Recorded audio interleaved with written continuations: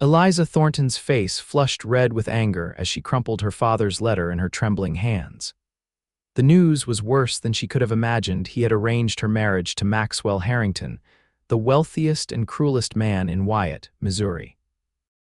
Outside her window, the spring sun of 1875 cast long shadows across the dusty Main Street, oblivious to how her world had just shattered. "Miss Thornton?" A gentle knock at the door of the boarding house room pulled her from her thoughts. Mrs. Peterson, the elderly owner, poked her head in.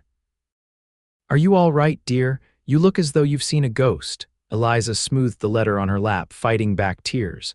"My father has arranged my marriage." Mrs. Peterson's face fell. "Oh my, to whom, if I may ask?" "Maxwell Harrington." The name felt like poison on her lips. The older woman's sharp intake of breath confirmed what Eliza already knew. Harrington's reputation preceded him, widowed twice under suspicious circumstances, known for his violent temper and cruel business dealings that had forced half the county into debt. "Your father is coming to Wyatt, Mrs. Peterson asked carefully. "In 3 weeks' time. The wedding is to take place immediately after." Eliza stood and moved to the window, watching as a group of cowboys rode into town, dust billowing behind them. "Father says it will secure our family's future. His gambling debts have mounted, and this transaction will save him from ruin." She was 20 years old and being sold to pay her father's debts. The thought made her stomach turn. "I should prepare supper," Mrs. Peterson said softly, retreating from the room. Eliza nodded absently, her attention caught by one of the cowboys dismounting outside the general store. Tall and broad-shouldered, with sun-bronzed skin and sandy hair that curled at the nape of his neck, he moved with an easy confidence that drew her eye. As if sensing her gaze, he looked up, tipping his hat when he spotted her in the window. His smile was warm, genuine, and for a moment it lifted the heaviness from her heart. She stepped back, embarrassed to be caught staring, but the brief interaction lingered in her mind as she prepared for dinner. She had 3 weeks until her father's arrival, 3 weeks of freedom before being shackled to a man who terrified her. Will Cooper wiped the sweat from his brow as he stepped into Wyatt's general store. The trail drive from Texas had been grueling, but they delivered the cattle successfully to the railroad. Now he and his men had a few days to rest before heading back south. "Afternoon, Mr. Cooper." Called Jacob Miller, the shopkeeper. "Successful drive." "Successful enough," Will replied, setting his hat on the counter. "Need to stock up on supplies before we head back." "Heard Harrington's buying up more land," Miller commented, gathering the items on Will's list. "Just acquired the Thornton place outside of Kansas City." Will's jaw tightened. He'd encountered Maxwell Harrington's business practices before, ruthless acquisitions that left families destitute. "Thornton, don't believe I know him." "George Thornton." "Gentleman rancher type who gambled away most of his fortune. Word is Harrington's marrying his daughter as part of the deal. Poor girl." Will thought of the young woman he'd seen in the window of the boarding house. Something about her had caught his attention, a sadness behind her pretty features that had tugged at him. "His daughter in town?" he asked casually. Miller nodded. "Miss Eliza. Teaches at the schoolhouse. Been staying at Peterson's boarding house for near on 2 years now. Proper lady, educated back east. Too good for the likes of Harrington, if you ask me." Will finished his transaction and stepped back onto the boardwalk, his mind on the woman in the window. He'd seen what happened to those who crossed Harrington. The man dealt in misery as others dealt in cattle or grain. The thought of a young woman being forced into marriage with him turned Will's stomach. His trail boss, Frank, approached. "Got us rooms at the saloon. You coming for a drink?" "Later," Will replied, eyes moving toward the schoolhouse at the end of the street. "Got something to see to first."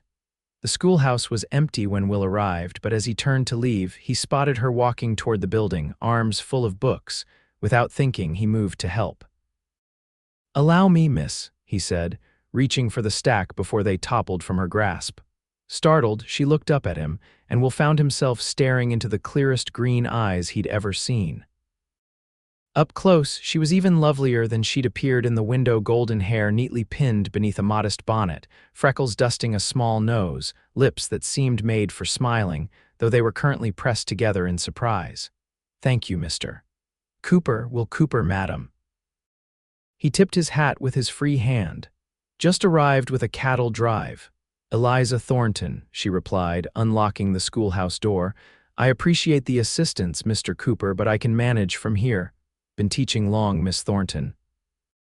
He asked, ignoring her dismissal as he followed her inside, still carrying the books. She gave him a curious look.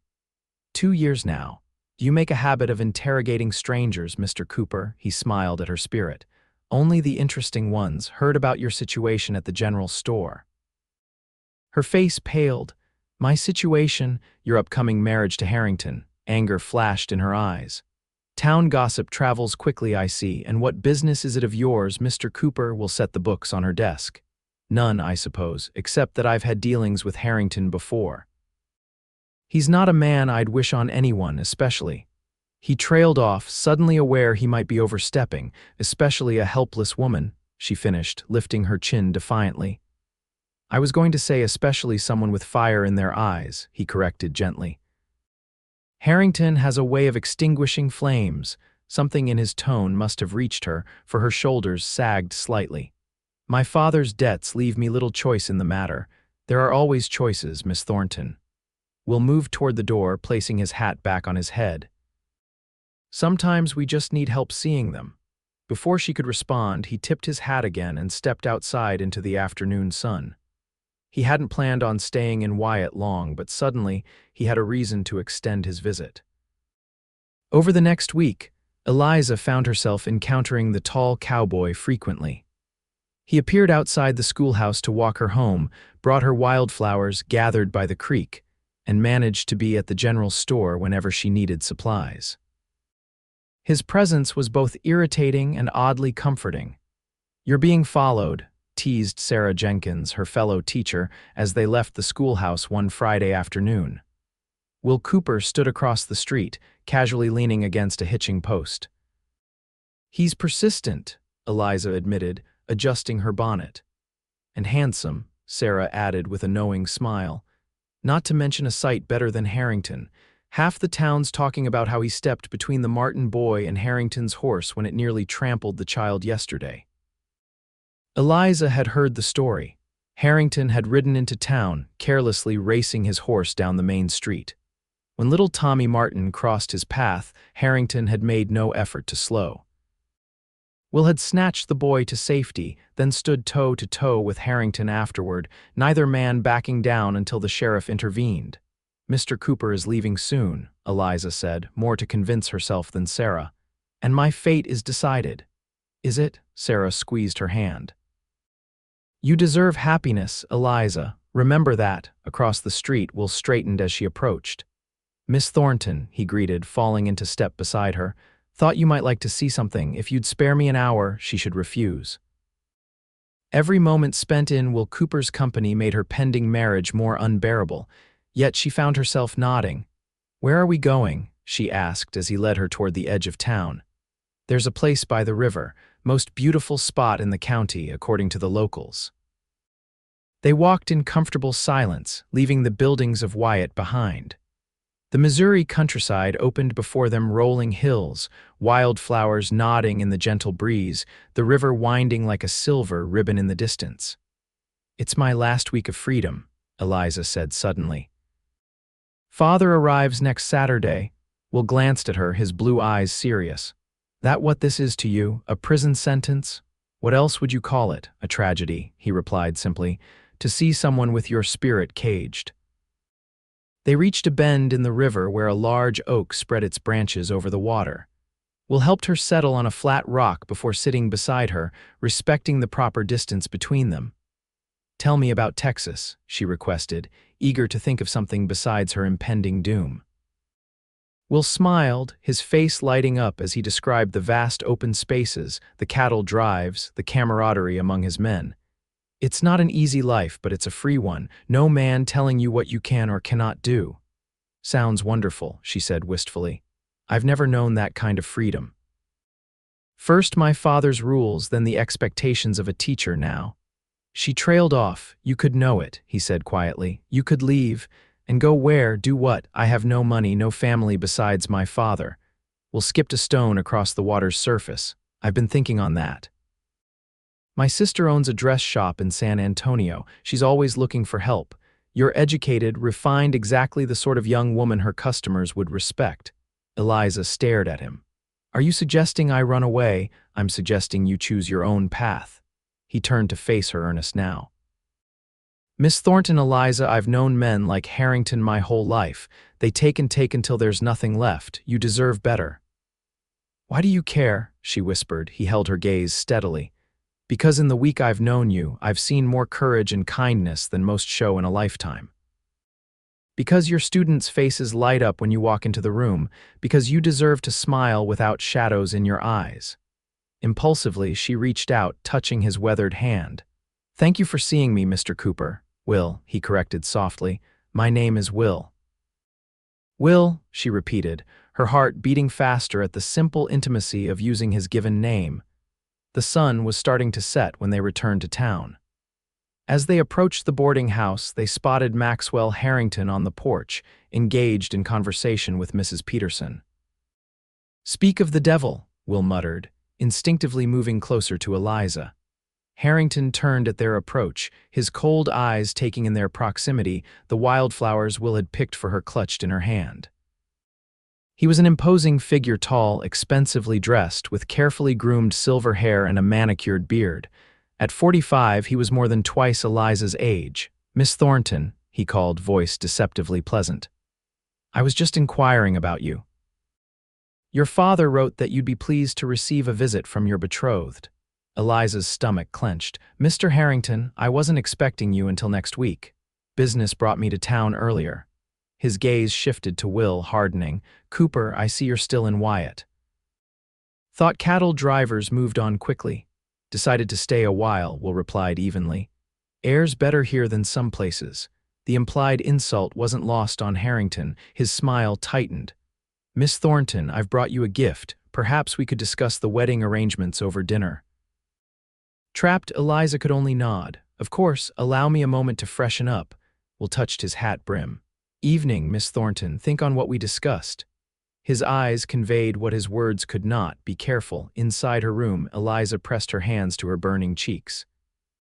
The contrast between Will's gentle manner and Harrington's cold calculation had never been clearer. How could she possibly survive a lifetime with such a man? A small box sat on her bed, Harrington's gift.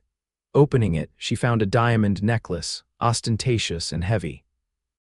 Not a gift of love, but a declaration of ownership. She left it on the bed as she changed for dinner, her mind racing with possibilities and fears. Dinner with Harrington was an exercise in restraint. He spoke of her father's debts, his own generosity in agreeing to the marriage, and his expectations of her as his wife.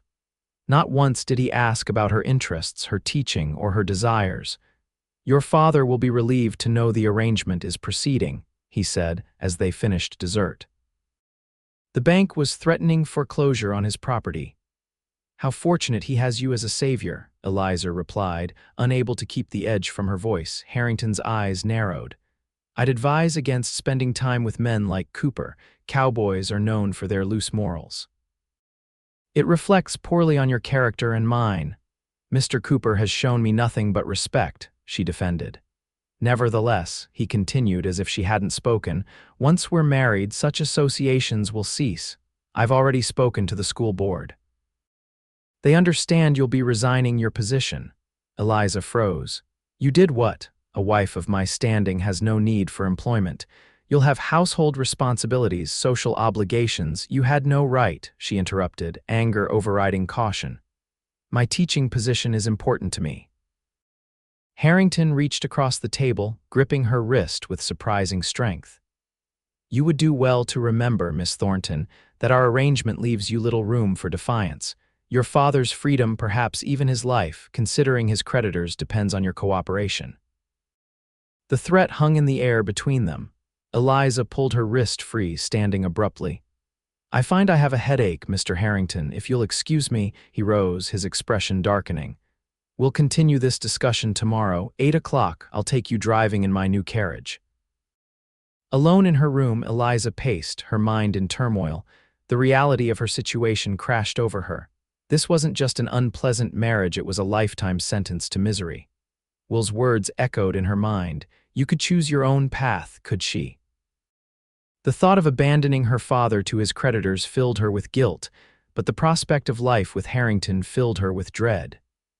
She moved to the window, gazing out at the night sky, searching for answers among the stars. A slight movement below caught her attention. Will Cooper stood in the shadows of the building across the street, watching the boarding house.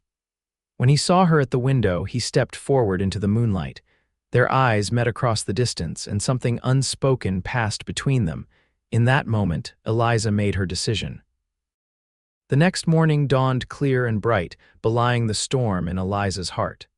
She moved through her routine mechanically, teaching her students while her mind raced with plans and doubts. When school dismissed, she was surprised to find neither Will nor Harrington waiting outside. Instead, a note had been delivered to her desk. River, same place, sunset, The hours crawled by as she prepared for her evening drive with Harrington. At precisely 8 o'clock, his elaborate carriage arrived at the boarding house. He helped her up, his touch lingering uncomfortably on her waist. You look lovely this evening, he commented as they set off, though I'll have dresses made for you once we're married, more befitting your new station. Eliza said nothing, watching the town of Wyatt pass by. They took the road along the river, and her heart raced as they approached the spot where she'd sat with Will the day before. Would he be waiting there already? To her relief, the bend in the river was empty as they passed.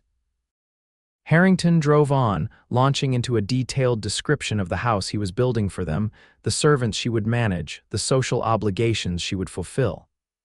I expect heirs, of course, he added, his tone businesslike. At least 2 sons to carry on the Harrington name.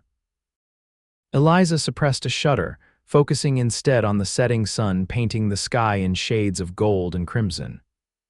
They turned back toward town as twilight descended, and she calculated the time.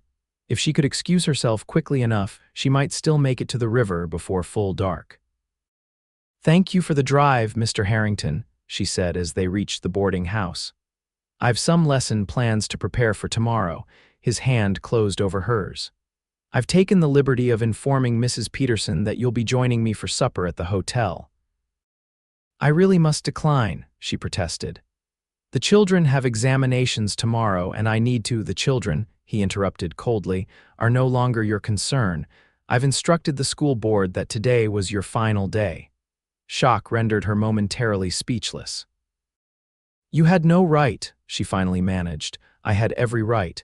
As your future husband, your reputation reflects on mine, and a Harrington wife does not labor for wages. He descended from the carriage, coming around to help her down. Now, shall we proceed to dinner, or would you prefer I send a telegram to your father explaining your reluctance to honor our arrangement?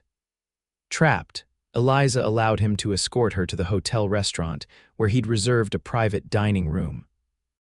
Throughout the meal, he detailed his plans for their life together, each word driving home the reality of her captivity. She would be nothing more than an ornament, a possession to display his wealth and produce his heirs. The sun had long set by the time Harrington finally escorted her back to the boarding house. I'll call for you tomorrow at noon, he informed her.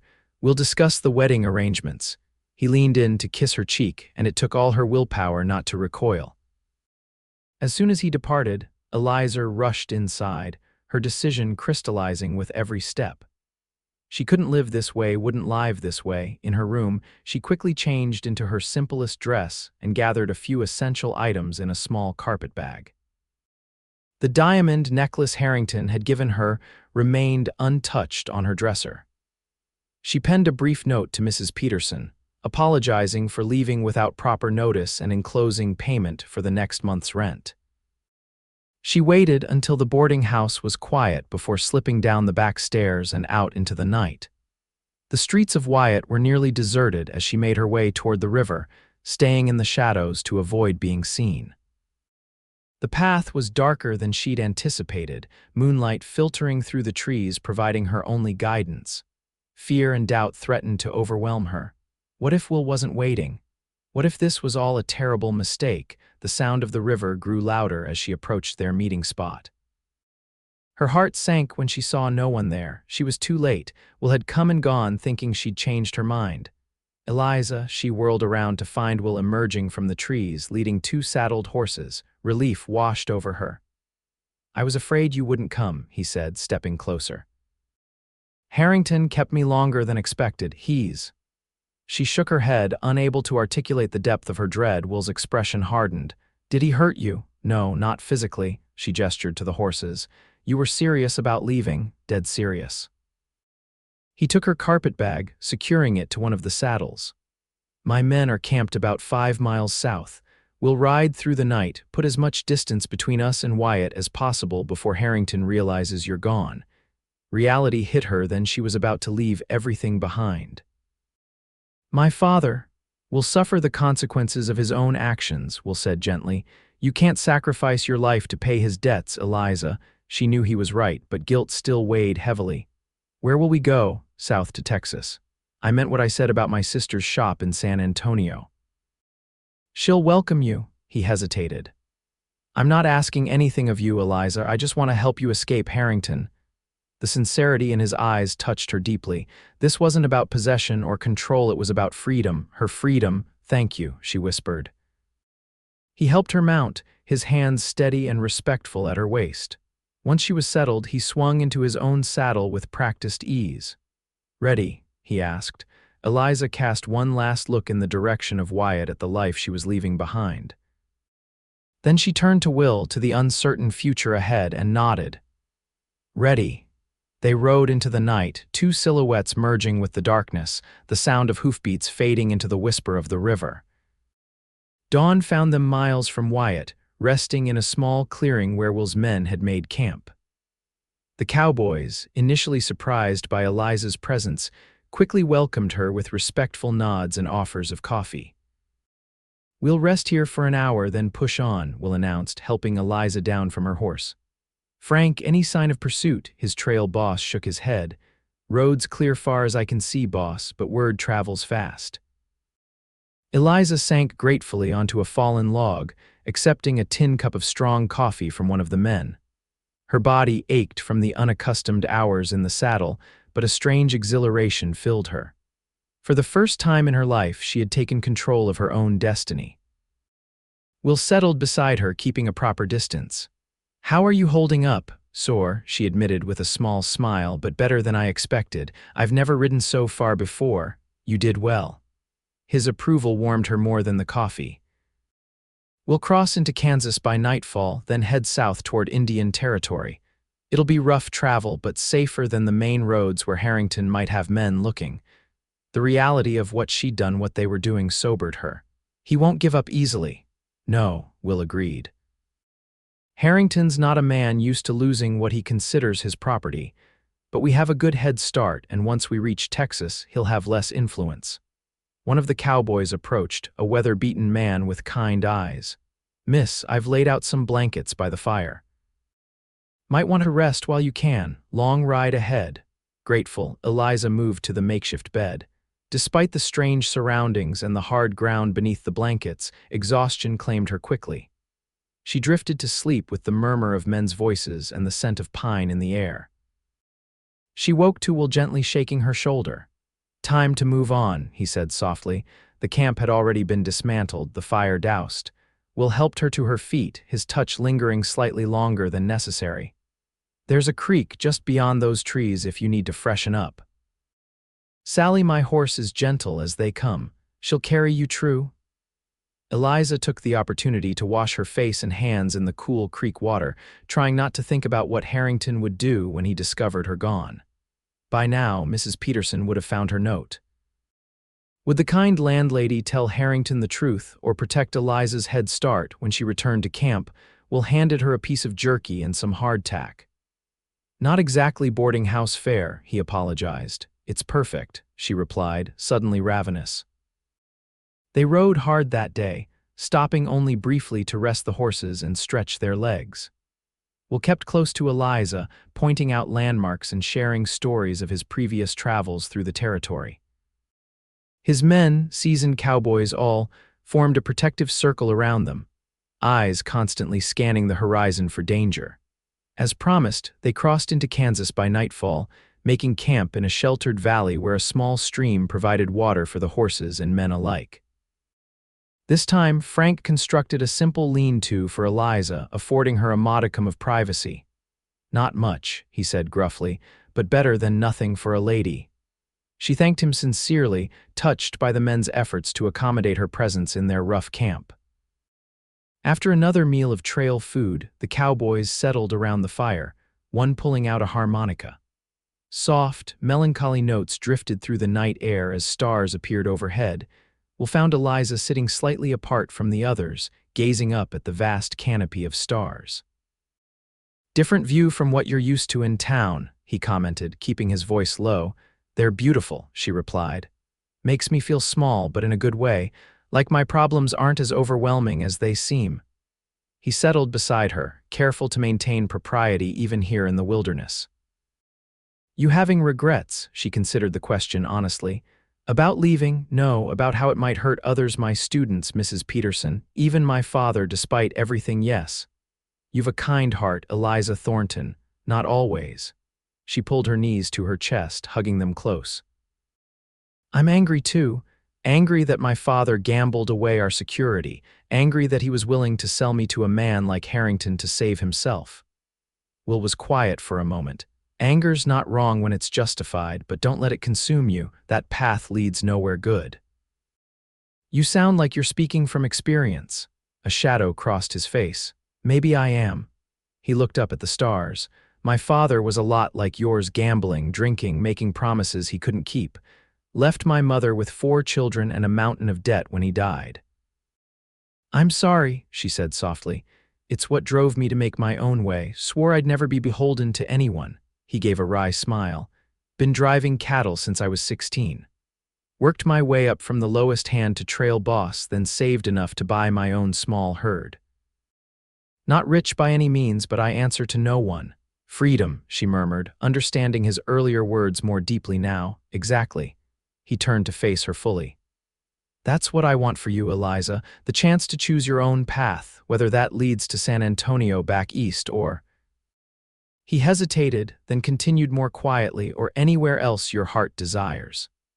The unspoken option hung between them, a life with him, but he wasn't pressuring, wasn't demanding. He was offering her choices, something no man had ever done before. "Thank you," she said simply, the words inadequate for the depth of her gratitude. From the fire, the harmonica player switched to a livelier tune, and some of the men began to sing. The moment broke as Will stood, offering his hand to help her up. "Better get some rest," he advised. "Another long day tomorrow." She took his hand, feeling the strength in his calloused fingers, the gentleness in how he released her once she was steady on her feet. "Good night, Will." "Good night, Eliza. Sleep well." In her makeshift shelter, listening to the cowboys' songs fade as sleep claimed them one by one, Eliza reflected on the strange turn her life had taken. 2 days ago, she had been a schoolteacher facing a loveless marriage. Now she was a fugitive, racing across the frontier with a man she barely knew but trusted implicitly. It should have terrified her. Instead, for the first time in years, she felt truly alive. Their journey south continued for days, each sunrise finding them further from Wyatt and closer to Texas.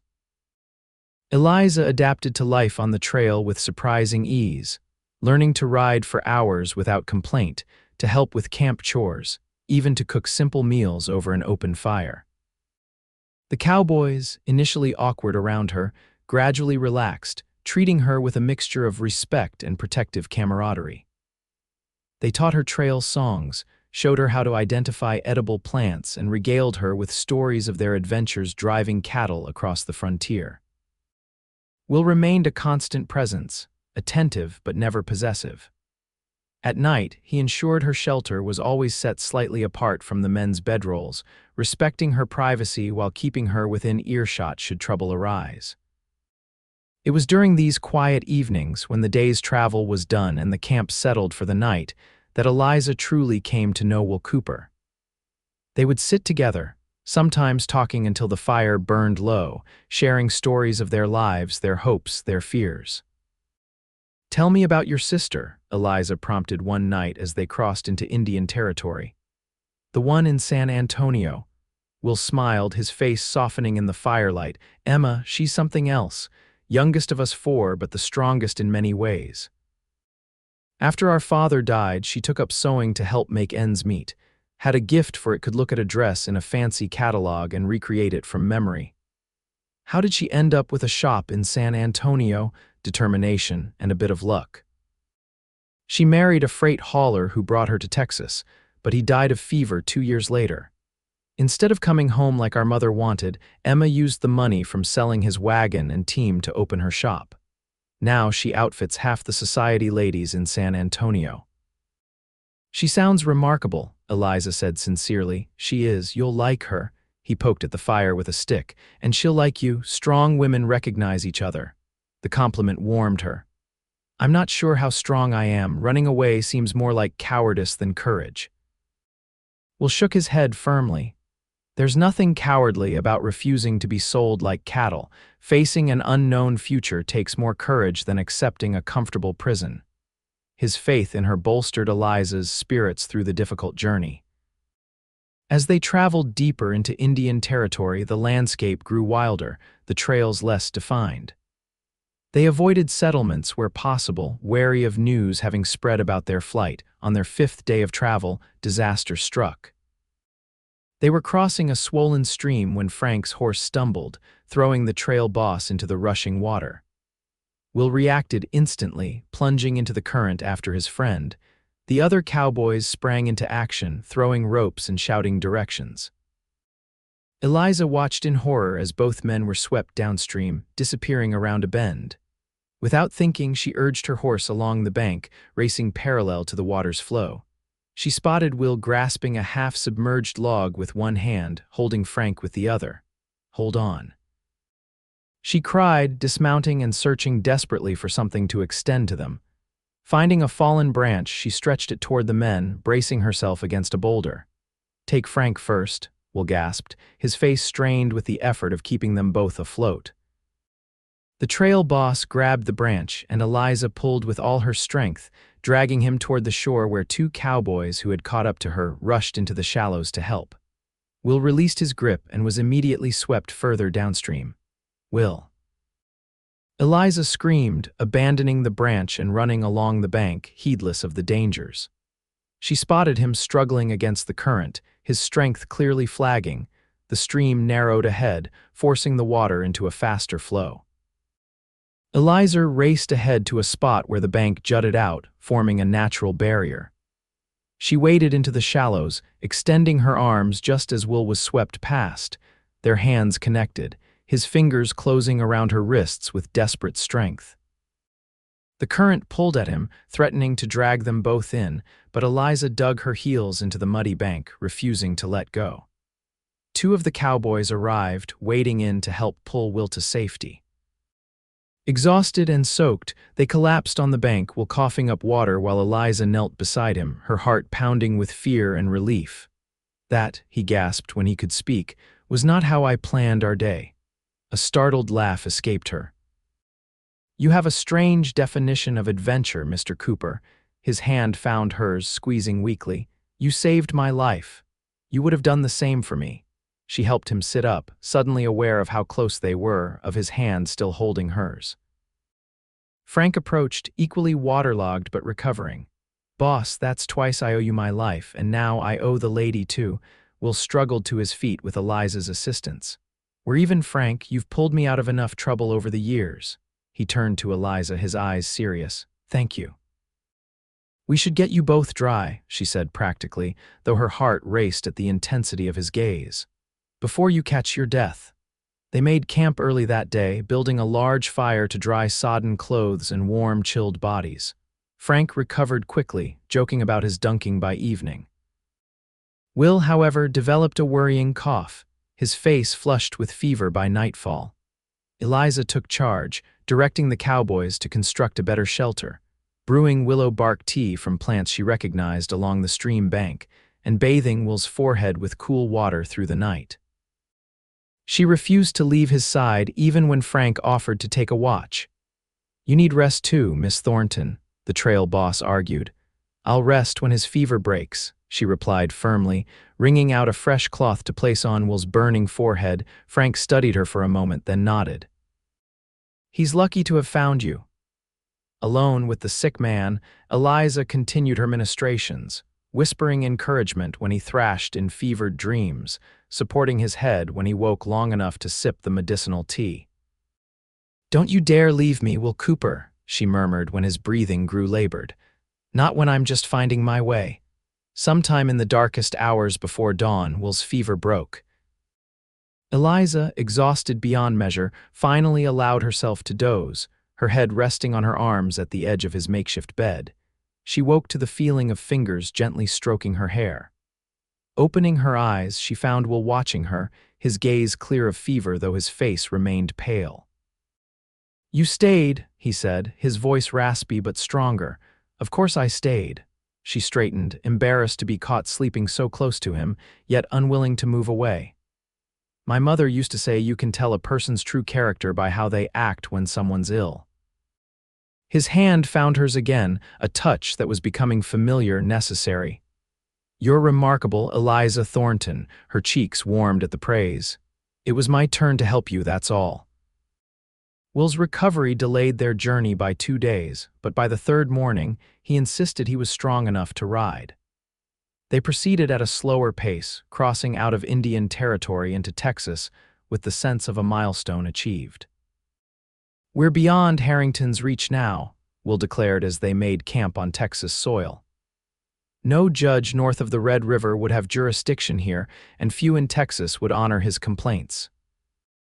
Relief swept through the group, the Cowboys celebrating with an extra ration of whiskey and more boisterous songs than usual around the campfire.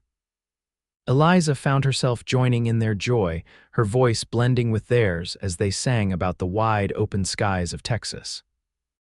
Later, as the celebration quieted, Will led her to a small rise overlooking their camp. The moon was full, casting silver light across the rolling Texas landscape.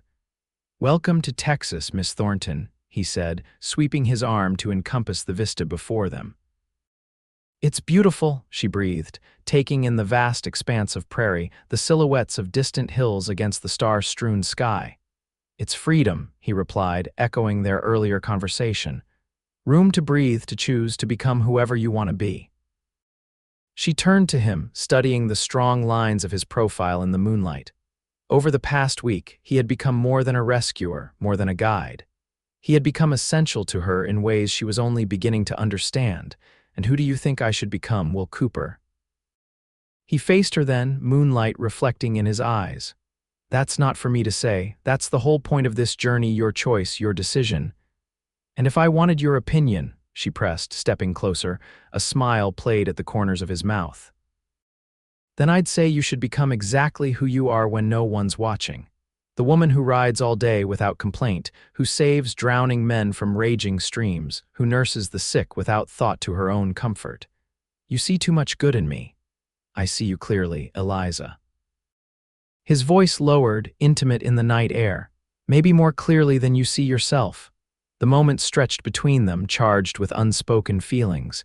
Then, with visible effort, Will stepped back, resuming a proper distance. We should get back, he said, his voice rougher than before. Early start tomorrow, 3 more days to San Antonio if the weather holds. As they returned to camp, Eliza pondered his restraint. Any other man in his position might have taken advantage. She was completely dependent on him, far from home, with no protector but himself. Yet Will Cooper treated her with unfailing respect, offering freedom without demands. It made her want to close the distance he so carefully maintained all the more. San Antonio bustled with energy, a striking contrast to the peaceful days on the trail. Eliza, dusty and travel-worn, gazed wide-eyed at the mix of cultures evident in the city's architecture, its marketplaces, the languages spoken on its streets. Will led their small party through the busy thoroughfares toward the more genteel section of town, where refined shops catered to the city's wealthier residents. They stopped before a tasteful storefront with Cooper Dress Emporium painted in elegant script on the window. "This is it," Will said, helping Eliza dismount for the last time. "Emma's place." Before they could enter, the shop door burst open, and a petite woman with Will's sandy hair and blue eyes rushed out. "William Cooper." "3 months without a word, and now you appear on my doorstep looking like something the cat dragged in." Will grinned, catching his sister in a bear hug that lifted her off her feet. "Missed you too, Em." Emma swatted his shoulder before turning her attention to Eliza. Her keen gaze took in the travel-stained dress, the exhaustion evident in Eliza's posture, and the way her brother hovered protectively nearby. "And this must be Miss Thornton," she said, her voice softening. "Will's letter arrived yesterday. You look dead on your feet, dear." "Come inside, both of you." She glanced at the cowboys still mounted behind them. "Your men can stable the horses at Murphy's down the street. Tell him to put it on my account." Frank tipped his hat. "Much obliged, Mrs. Finley. We'll see to the horses, then find ourselves accommodations." "Nonsense," Emma declared. "There's room enough in the stable behind my house for all of you. I won't hear of Will's men sleeping in some flea-infested saloon." Inside the shop, Eliza marveled at the displays of fine fabrics, the elegant dresses showcased on forms, the overall atmosphere of refined taste. It was a far cry from the general store back in Wyatt. Emma led them through the shop to a back staircase, which opened into a comfortable apartment above. "You'll stay here, Miss Thornton, until we sort out more permanent arrangements. I've prepared the spare bedroom. We'll can bunk with the men in the rooms above the stable." "That's very kind of you, Mrs. Finley," Eliza began. "Emma, please, any friend of Will's is family as far as I'm concerned." She gave her brother a meaningful look. "Especially when he rides halfway across the frontier to rescue," Will cleared his throat. "Eliza needs employment, Em." "I mentioned your shop might, of course," Emma interrupted, her eyes lighting up. "I've been desperate for help since Miss Jenkins left to get married. You can sew, I presume?" "Yes, though perhaps not to the standard your clients expect," Eliza admitted. Emma waved away her concern. "Your education and manners are what matter most. I can teach you the finer points of dressmaking. Now both of you get cleaned up. Dinner in an hour." With that whirlwind introduction, Eliza found herself integrated into Emma Finley's household. The spare bedroom was small but beautifully appointed, with a real feather bed that felt like heaven after nights on the hard ground. A copper tub was brought up, filled with steaming water scented with lavender, and for the first time in over a week, Eliza bathed properly, washing away the dust of the trail. Emma provided a simple but elegant dress that fit reasonably well. "We'll make you a proper wardrobe once you're settled," she promised. "Can't have my shop assistant looking anything less than fashionable." Dinner was a lively affair, with Will's cowboys cleaned up surprisingly well, Emma presiding over the table with gracious authority and Will himself seated beside Eliza, freshly shaven and dressed in clean clothes borrowed from Emma's late husband. "To new beginnings," Emma toasted, raising her glass. The sentiment was echoed around the table with meaningful glances cast toward Will and Eliza. After dinner, as the cowboys retired to their quarters and Emma busied herself in the kitchen, Will drew Eliza onto the small balcony overlooking the garden behind the shop. "Will you be comfortable here?" he asked, genuinely concerned. "Your sister is wonderful," Eliza assured him. "And the position in her shop is more than I could have hoped for," he nodded, relief evident in his expression. "Good, that's good." He hesitated, then continued, "I'll be staying in San Antonio for a few weeks. Need to sell the cattle we brought down, settle accounts with my men." "And then?" she asked, trying to keep the apprehension from her voice. "And then?" he sighed, looking out over the darkened garden. "There's always another herd that needs driving, Eliza. It's what I do." Of course, he was a cattleman, his life on the trail. What had she expected? That he would abandon his livelihood because of her? The realization that their paths would soon diverge sent a pang through her heart sharper than she'd anticipated. "I understand," she said quietly. "You've done more than enough for me already." "I can never repay you, for this isn't about repayment," he interrupted, turning to face her. In the lamplight spilling from the kitchen window, his expression was earnest, intense. Eliza, I need you to understand something. Everything I've done because I wanted to. Because I couldn't bear the thought of you trapped in a life with Harrington, not because I expect anything in return. I know that, she whispered. That's what makes it so. She trailed off, unable to articulate the complicated emotions swirling within her. Will stepped closer, his voice dropping. These past 2 weeks riding beside you, talking with you by the campfire, watching you face every challenge with courage, they've meant something to me, more than something, her heart thundered in her chest. They've meant something to me too, Will. His hand rose, hovering near her cheek but not quite touching, still maintaining that careful distance he'd kept throughout their journey. I don't want to pressure you. You've just escaped one man's demands. The last thing you need is another man making claims. What if, she began hesitantly, what if I wanted certain claims to be made?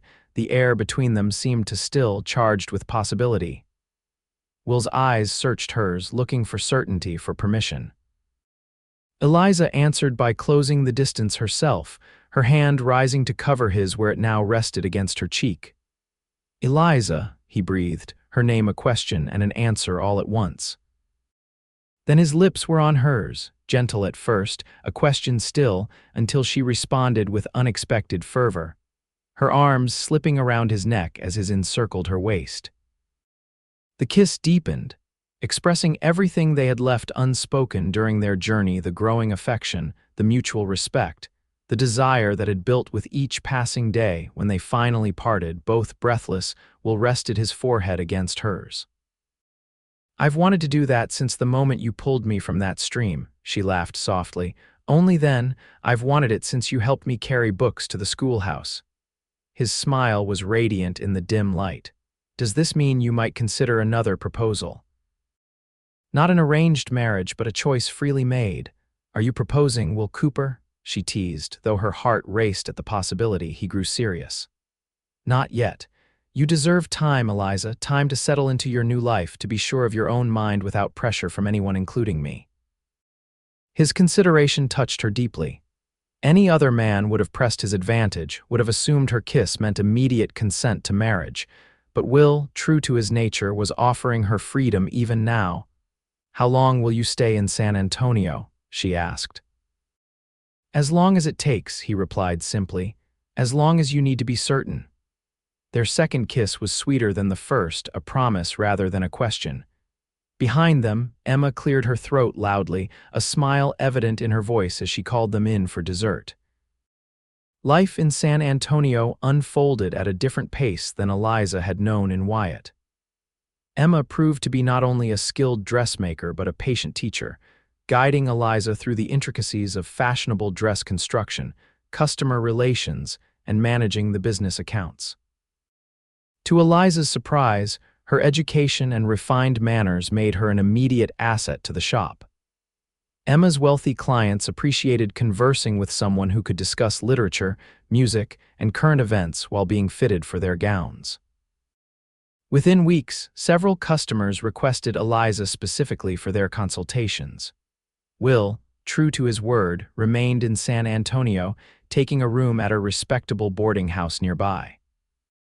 He called at the shop daily, sometimes merely to exchange a few words with Eliza between customers, other times to escort her and Emma to dinner or the theater in the evening.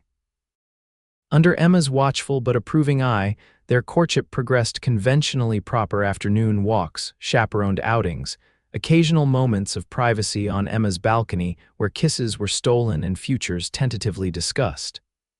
Have you heard anything from your father? Will asked one evening as they sat together on a bench in the small garden behind the shop. Eliza shook her head. I sent him a letter after we arrived, letting him know I was safe but would not be returning. There's been no response. And Harrington? Emma heard rumors from a customer with connections in Missouri. Apparently, he's telling everyone I was abducted by a ruthless cattle driver. She smiled wryly. Though few believe his version, especially after Mrs. Peterson shared some choice observations about his character with the ladies of Wyatt. Will chuckled. I always liked that woman. She sent me a letter last week, says Harrington has been making inquiries about my whereabouts, but the town has closed ranks. No one's telling him anything. Good. Will's arm tightened around her shoulders. Though I doubt he's given up entirely. Men like that don't take kindly to losing what they consider theirs. His concern wasn't unfounded. 2 days later, Eliza was helping a customer when the shop door opened, and Maxwell Harrington stepped inside. She froze, the fabric samples in her hands fluttering to the floor. "Miss Thornton," he said, his voice deceptively pleasant. "What a pleasant surprise," Emma, sensing trouble, smoothly intervened. "Sir, I'm afraid we're quite busy with appointments today. Perhaps you could return tomorrow." Harrington ignored her, his cold eyes fixed on Eliza. "I've come a long way to retrieve what belongs to me. Your father is most distressed by your disappearance." Eliza forced her voice to remain steady. "I belong to no one, Mr. Harrington. And I left of my own free will, as my letter to my father explained." "A letter clearly written under duress," he countered. "Cooper's influence is obvious. The authorities in Missouri are very interested in his role in your abduction." "There was no abduction," Eliza stated firmly. "I chose to leave rather than be forced into marriage with a man I neither loved nor respected." Harrington's facade of civility slipped, his expression hardening. "You have a contractual obligation to me, Miss Thornton. Your father accepted my payment for your hand." "I signed no contract," she replied, gaining confidence with each word. "And I am of legal age to make my own decisions. You have no claim on me, legal or moral." "Is there a problem here?" Will's voice came from the doorway, where he stood with Frank and 2 other cowboys at his back. Harrington turned, his hand moving ominously toward his coat pocket. "Cooper, I should have known you'd be lurking nearby." "Not lurking," Will corrected mildly, stepping into the shop. "Just calling on Miss Thornton, as is my right as her suitor." The shop had emptied of customers, Emma having discreetly ushered them out a side door when Harrington's true identity became clear. Now she stood behind the counter, a loaded derringer visible in her hand. "You stole what was mine," Harrington snarled, his composure fracturing further. "A woman isn't property to be bought and sold," Will replied, his tone still conversational though his stance was alert, ready. "Miss Thornton made her choice. I suggest you respect it and return to Missouri." Harrington's hand emerged from his pocket holding a small pistol. "I don't take orders from cattle drivers." Several things happened at once. Emma shouted a warning. Eliza lunged forward to knock Harrington's arm upward, and Will moved with surprising speed for a man his size, tackling Harrington before he could aim properly. The pistol discharged, the bullet embedding harmlessly in the ceiling. Frank and the cowboys rushed in, helping Will subdue Harrington as he thrashed and cursed. Within moments, the shop door burst open again, revealing the town marshal and 2 deputies, drawn by the gunshot. "What's going on here?" the marshal demanded, taking in the scene with practiced efficiency. "This man attempted to shoot Mr. Cooper," Emma stated clearly. "After threatening my assistant, Miss Thornton." Harrington, pinned beneath Will and Frank, continued to struggle. "She's my fiancée." "Cooper abducted her from Missouri," the marshal looked to Eliza. "That true, miss?" "No, sir," she replied firmly. "I left Missouri of my own free will to escape a forced marriage to this man. Mr. Cooper simply helped me reach San Antonio safely." "She's lying," Harrington spat. "I paid her father for her hand." His words sealed his fate. The marshal's expression hardened at the implication of human trafficking. "Get him up," he ordered his deputies. "We'll sort this out at the jail." As Harrington was hauled to his feet and disarmed completely, a second pistol was found in his boot. He fixed Eliza with a venomous glare. "This isn't over. Your father will—" "My father has no authority over me anymore," Eliza interrupted, standing tall despite her trembling hands. "And neither do you." The marshal tipped his hat to her. "Madam, I'll need a statement from you and Mr. Cooper, and that pistol as evidence, Mrs. Finley, if you'd be so kind." After Harrington was led away in handcuffs, the shop fell silent. Then Will crossed to Eliza, gathering her into his arms without regard for propriety. She clung to him, the delayed shock of the confrontation washing over her. "It's over," he murmured into her hair. "He can't hurt you now." She nodded against his chest, breathing in the familiar scent of him, drawing strength from his solid presence. "Thank you for being here, for everything." "Always," he promised, pressing a kiss to her forehead before reluctantly releasing her as Emma approached. "Well," Emma said briskly, though her hands shook slightly as she tucked away her derringer. "That's quite enough excitement for one day. I'm closing the shop early. Frank, would you and the boys be so kind as to stand guard tonight, just in case Harrington has friends in town?" "Yes, madam," Frank agreed readily.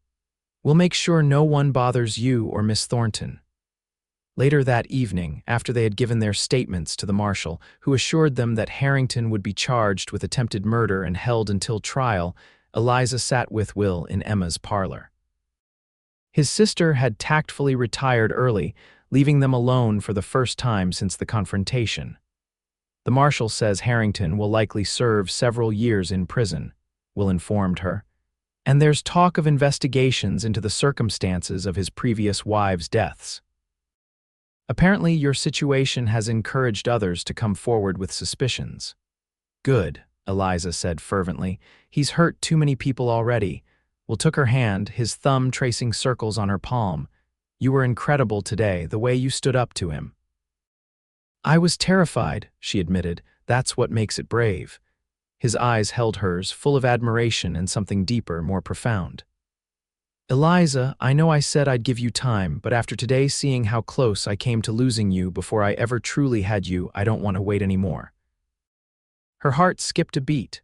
"What are you saying, Will?" He slid from the sofa to one knee before her, still holding her hand. "I'm saying that I love you, Eliza Thornton. I think I started loving you when you pulled me from that stream, soaking wet and fierce as a mountain lion. I know I love you now, completely and without reservation." Tears blurred her vision as he continued, his voice steady and sure. "I'm not a rich man. I can't offer you mansions or diamonds, but I can offer you a life of freedom, of partnership, of respect. I can promise to love you every day, to listen to your thoughts, to stand beside you through whatever comes." He reached into his pocket, withdrawing a simple gold band. "Will you marry me, Eliza? Not because anyone arranged it, but because you choose to." Joy bubbled up within her, bright and irrepressible. "Yes," she whispered, then louder, "Yes, Will Cooper, I choose you, I love you."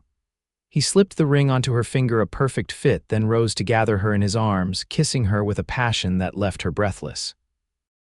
When they finally parted, he rested his forehead against hers, their shared breath a tangible connection between them. "I was thinking," he said softly, "about buying land near San Antonio. Frank knows a place for sale with good grazing, a solid house. Close enough that you could still work with Emma if you wanted. You'd settle down, give up the trail drives?" she asked, surprised. He smiled, tucking a strand of hair behind her ear. "For you, in a heartbeat, though I might still take on a drive now and then when a good opportunity comes. But I want a home, Eliza, a place for us to build a life together." She kissed him again, overwhelmed by the future opening before her, a future she had chosen, with a man who saw her as an equal, not a possession. "When?" she asked, her mind already racing ahead to wedding plans. Will's smile widened. "As soon as you like, tomorrow if the preacher's available," she laughed, joy spilling over. "Perhaps not quite that soon. Emma would never forgive us if she didn't have time to make me a proper wedding dress." 2 weeks then, he compromised. "I'm not a patient man when it comes to making you my wife." From the hallway came a suspiciously timed cough, followed by Emma's voice, not at all apologetic for eavesdropping. 3 weeks minimum for a decent dress, William Cooper. Don't rush my artistry." Their laughter mingled in the warm parlor, a promise of the happiness to come. The wedding of Will Cooper and Eliza Thornton took place exactly 3 weeks later in San Antonio's oldest church. A simple but elegant affair attended by Emma's friends and customers, Will's cowboys, and several townspeople who had heard the dramatic story of their courtship and wanted to witness its happy conclusion. Emma had outdone herself with Eliza's dress, ivory silk with delicate lace accents, modestly cut but flattering to her slender figure. Will, unrecognizable to those who had only seen him in trail clothes, wore a new black suit, his hair neatly trimmed, His face clean-shaven and solemn with joy as he watched his bride approach. Frank served as best man, while Emma stood as matron of honor. The ceremony was brief but meaningful, the couple exchanging traditional vows in steady voices that carried to the back of the church. When the preacher pronounced them husband and wife, Will's kiss was restrained but heartfelt, mindful of their audience yet conveying his love for all to see. The reception at Emma's house stretched into the evening, with food and drink flowing freely, music provided by a local string quartet, and dancing that grew increasingly exuberant as the night progressed. Will and Eliza moved among their guests, accepting congratulations and well wishes, their hands rarely separating. As the celebration began to wind down, Frank approached them with an unexpected announcement. "Got something for you, boss," he said, handing Will an envelope. "From the men and me." Will opened it, his eyebrows rising in surprise as he read the contents. "Frank, this is too much." "Not at all," the trail boss grinned. "We pooled our wages from the last drive, figured you'd need furniture and such for that new house of yours. Consider it an investment in our future too. We're counting on you to build that ranch into something special." Eliza, reading over Will's shoulder, was touched by the cowboy's generosity. "Thank you, Frank, all of you. You've become family to me these past months." "Speaking of family," Emma interrupted, joining their circle with an envelope of her own. "This came for you yesterday, Eliza. I didn't want to give it to you before the wedding in case it upset you." Eliza accepted the letter, recognizing her father's handwriting immediately. With Will's supportive hand on her back, she opened it, scanning the contents quickly. "He's apologizing," she said, disbelief evident in her tone. "Says he was wrong to arrange the marriage, that he's heard about Harrington's arrest, and he's ashamed of his part in it all." "Bit late for that," Will commented, but his voice held no rancor. Eliza continued reading. "He's asking for forgiveness, says he wants to meet you someday." She looked up at Will. "He wishes us happiness." Will studied her face carefully. "How do you feel about that?" She considered the question honestly. "Relieved, I suppose, not ready to forgive completely, but glad to know he regrets his actions. Maybe someday we can reconcile." "Whenever you decide, I'll support you," Will promised, pressing a kiss to her temple. As the last guests departed, Emma shooed the newlyweds toward the waiting carriage that would take them to their new home the ranch Will had purchased just outside town. They had spent the past weeks preparing it, furnishing the modest but solid house with essentials, planning for the cattle and horses that would form the foundation of their new enterprise. "Be happy," Emma instructed, embracing them both. "And come visit often. The shop won't run itself while you're honeymooning." Eliza laughed, hugging her sister-in-law tightly. "We'll be back in town regularly. You couldn't keep me away from the shop even if you tried."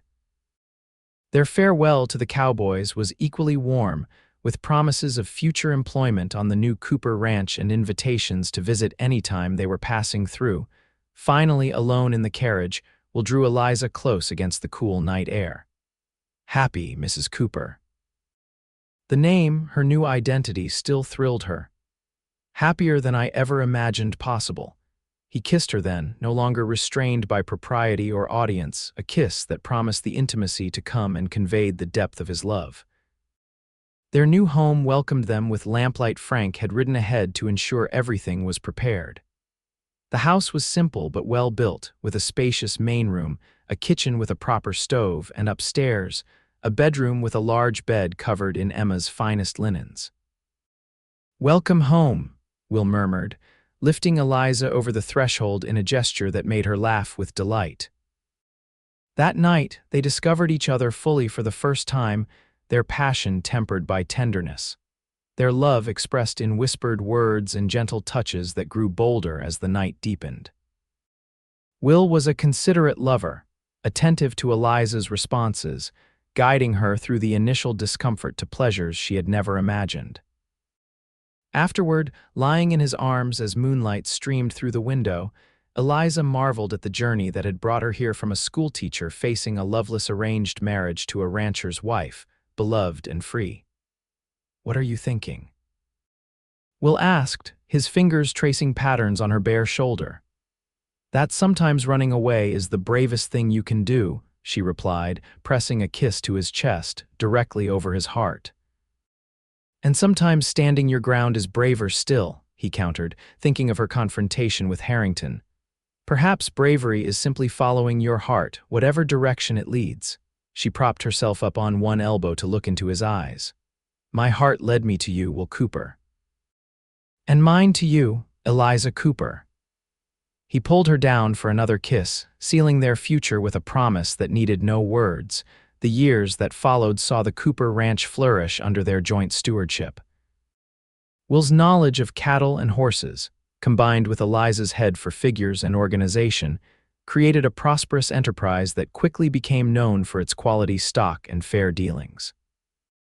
Eliza continued to work at Emma's shop 2 days a week, her elegant designs attracting clients from as far away as Austin and Dallas. The rest of her time was devoted to the ranch, where she learned to ride astride, to mend fences, to help with calving when needed, and to keep the books with meticulous precision. Their partnership extended to every aspect of their lives. Will consulted her on business decisions, valued her opinions, and proudly introduced her as his partner, not merely his wife. In turn, Eliza supported his occasional cattle drives, managing the ranch efficiently in his absence, always welcoming him home with open arms and an updated ledger. 2 years after their wedding, their first child was born, a son they named James, after Will's father. Despite the man's flaws, Will believed in honoring those who had come before, in remembering that even mistakes could lead to valuable lessons. Emma doted on her nephew, creating tiny outfits that were practical for ranch life yet stylish enough to satisfy her professional pride. Frank, who had become the ranch foreman, took to carving wooden toys for the boy, teaching him to ride almost before he could walk. When Eliza's father finally visited, 3 years after their marriage, the meeting was initially tense but ultimately healing. George Thornton, humbled by his experiences and genuinely remorseful, marveled at the life his daughter had built, so different from what he had envisioned for her, yet so clearly right. You found a good man, he acknowledged as he prepared to leave after a week's stay. Better than I deserved for you after what I did. We found each other, Eliza corrected gently, bouncing little James on her hip. And yes, he is a good man. The best. Their second child, a daughter named Catherine, arrived 2 years after James, completing their family. The Cooper home became known for its warmth, its laughter, and its open-door policy for friends, neighbors, and the occasional drifter in need of work and a meal. On their 10th wedding anniversary, Will surprised Eliza with a journey back to the river bend in Indian Territory, where they had first begun to acknowledge their feelings for each other. They camped beneath the stars, just the two of them, Frank having volunteered to watch the children at the ranch. Remember that night by the fire when you asked me about my sister? Will reminisced as they sat together watching the sunset. Eliza nodded, leaning into his embrace. I was already half in love with you, though I wouldn't admit it to myself. I was completely in love with you by then, he confessed. Had been since you stood up to Harrington in the schoolhouse. Your courage, your fire, they called to something in me I didn't know was waiting to be awakened. She turned in his arms to face him, her hands framing his beloved face, more weathered now from years working under the Texas sun, but no less handsome to her eyes.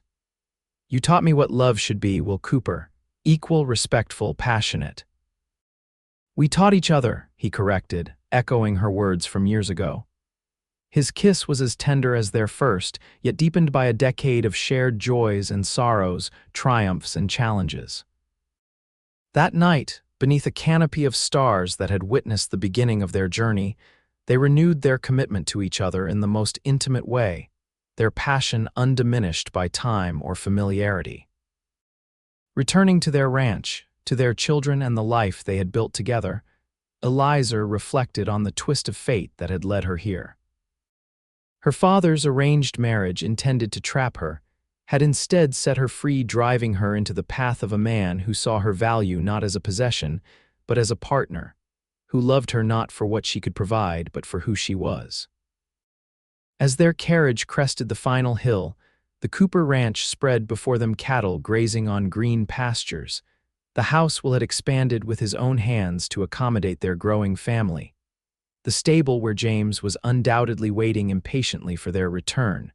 The garden where Catherine liked to help her mother plant flowers alongside practical vegetables.